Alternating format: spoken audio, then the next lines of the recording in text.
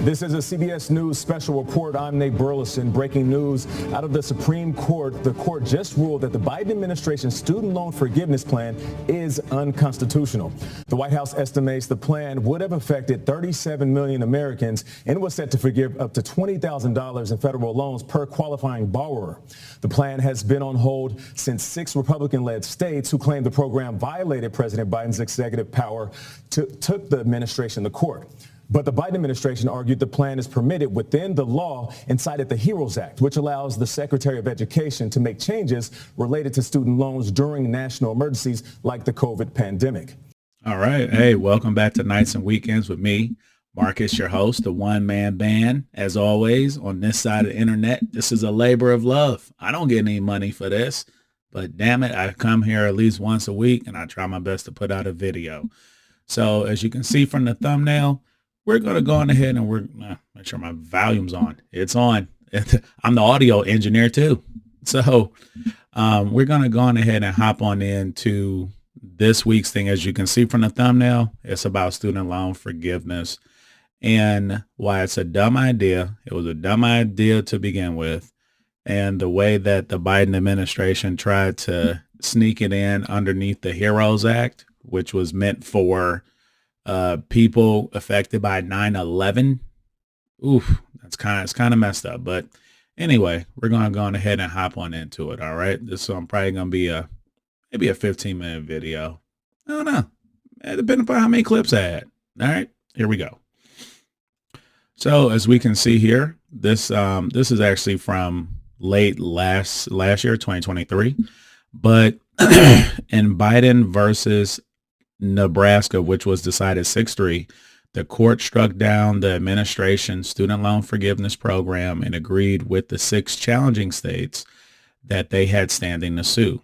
Chief Justice Roberts wrote the opinion for the majority.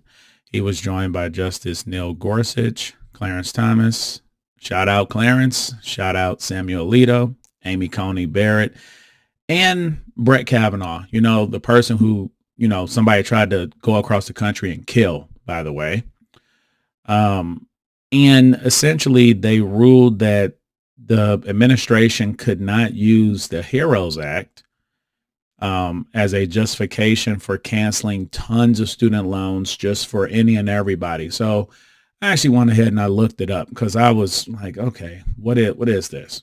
Here it goes right here. Now, I'm not that good at reading out loud. I get kind of nervous even hearing, Nights and Weekend studio in the basement of your local Chinese restaurant. But it allows the Secretary of Education to essentially modify one student loan. But if we see here, is a serving on active duty during a war or other military operation or national emergency, is performing qualifying National Guard duty during a war, operation, or emergency, resides or is employed in an area that is declared a disaster area by any federal, state, local official in connection with a national emergency, or suffering direct economic hardship as a result of a war or other military operations or a national emergency.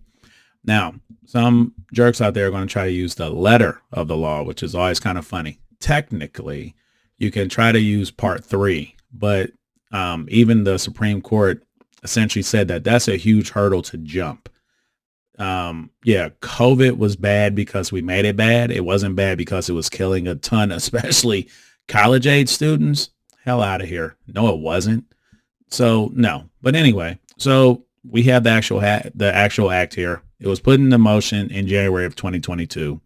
It was meant to help people who were affected by 9/11, active service members, et cetera, et cetera. So I just wanted to point to this. This just came out. This is from NBC News. And the title is Stress, Confusion, and Uncertainty as Borrowers Navigate Biden's Debt Relief Programs. This is written by Shannon Pettypiece. I mean, man, that's actually pretty accurate. Like this whole piece, I read it so you don't have to read it. It's all affirmation Oh God, it's all affirmation as to why this stuff needs to be canceled. Everything else. Okay. On how this is holding this person back. This woman named Grace, 39, unmarried, apparently. It doesn't say she's married. And it says that now she has to decide between getting health insurance at her job for $300 a month or paying back her student loan. But when the stuff was paused, she saved up to get a house, which means that she could have paid off most of her student loans. She just chooses not to. But anyway, so we had the ruling back in late last year, like September. And then we're going to click over here on the Wall Street Journal. Again, over here at the Nights and Weekends Lab, Studio, Underground Bunker. We can't afford subscriptions to the Wall Street Journal, but we can look here. Biden has canceled about $138 billion of student loans despite Supreme Court ruling. Here's how. Yeah, I mean, isn't that crazy that the Supreme Court says you can't do it and then you just pretty much do it anyway? Probably you using laws that probably have no right to be used that way. We want to look at the cost here really quick. This is from the Committee for a Responsible Federal Budget. They said that this would cost anywhere from $870 billion to $1.4 trillion, right? So their whole thing is that the amount of this right here, let me get off my head. There we go. This right here would cost more than all of our spending that we had done on higher education from 1962 to 2019, or, oh my God, universal pre-K and child care would cost about twice what these other folks want to do. And also, let me make sure I put this on there. From the same people at the Committee for Responsible Federal Budget, this would also be inflationary. So as we can see here, they assume that current economic conditions continue and increased spending mostly flows through prices. We estimate these changes would boost inflation by 15 to 27 basis points over the next year. So it can go, let's say we have a 3%. It would be 3.15% or 3.27%. So Ed and Marcus, go ahead and throw in the clip of the compilation of the student loan ralliers. This is what democracy looks like. Show me what democracy looks like. This is what democracy looks like. Even in my position, I have no prospect of buying a home. Why are we here tonight? Education! Education! Education! You know, this must happen. We organized in coalition for 2 years to make the case for this. The president has the authority. The courts simply need to honor the letter of the law. So the thing that I want to say here is that if you listen to them, they say that this is what democracy looks like. Now, for people in my audience that are old, you see all those young people, if they don't want to pay back the stuff that they borrowed for their own stuff, what on earth will make you think that they will help pay your Social Security? That just isn't going to happen. Okay, they don't want to pay back their own loans that they took. Okay, now, so they say that this is what democracy looks like. I wonder if these same people, and again, the race of them is irrelevant, but I wonder if they would have been saying that, I don't know, back during segregation in certain parts of the country, that this is what democracy looks like. We can make laws to just keep people out because that's democracy, right? No, it's either right or it's wrong. It's got nothing to do with if the popular people want to go with it. So with that, I'm going to throw it over to the School of Life. Please, School of Life, don't hit me with a copyright strike, okay? I'm giving you credit. I didn't make this clip.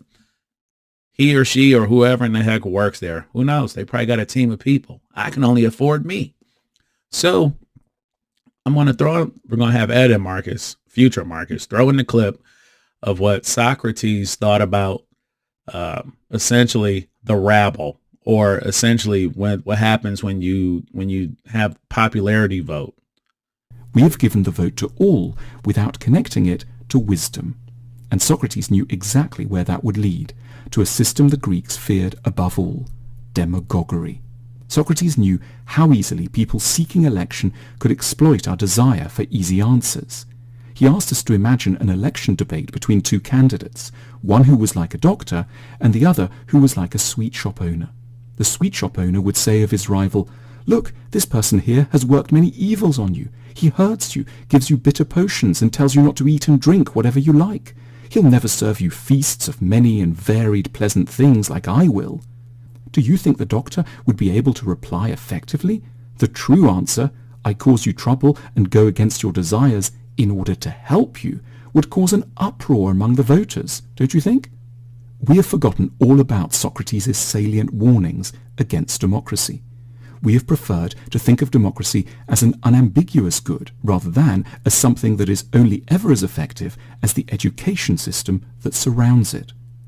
Anybody with any amount of sense will end up coming to some type of reasonable conclusion that if you have a politician or a person in your life who is going to let you eat cake, let you drink as much alcohol as you want, stay up as late as you want, not hold you to any kind of account, etc., they're not doing what is ultimately right for you. You know it. I know it. Everybody knows it. Okay. So that's the way I kind of look at it. One, you took out the loan, you should have to pay it back. Two, one of my things up here, just in the name of there we go. Just in the name of clarity, by the way, because I'm an honest person, straight down the middle. So during the COVID, when we shut down all society for no reason at all, again, me, before any of you all knew me, I was against all the shutdowns. I thought that they were ridiculous and that it would have far-flung consequences. And one of us was right. A bunch of y'all were wrong. But anyway, in the name of transparency, Trump, if you want to read this right here, he used the HEROES Act to pause student loans, but he did not use the HEROES Act to, there we go, right there. Extension of student loan payment relief. This was authorized under the HEROES Act, but he did not use that act to eliminate or forgive people's student loans, man, just because we went through COVID. And again, even if we hadn't went through COVID, I think Biden would try some way to eliminate people's student loan debt, because this is what you get. But that is it. It's extremely costly. It can cost anywhere between $870 billion to $1.4 billion. Okay. Two, you took out the loan, you pay it back. And FYI, as you can see from all this gray, I have a degree somewhere it's at my mama's house, as a matter of fact. When I went off to school, I was going to go off to school, and it was rather expensive even back in the late 90s. And I decided to stay at home. I went to a community college that my dad helped pay for, thank God. Then, which was cheap. Let me make sure I say this again. I thank my father, but again, I went to a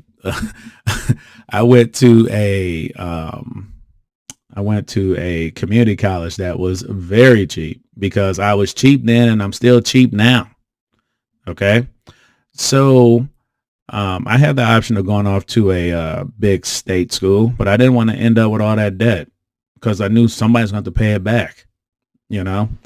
And then when I went off to, when I transferred to be able to finish up on my bachelor's, I went to, again, a local school, took out student loans, whatever I didn't get covered by student loans, which was basically just books.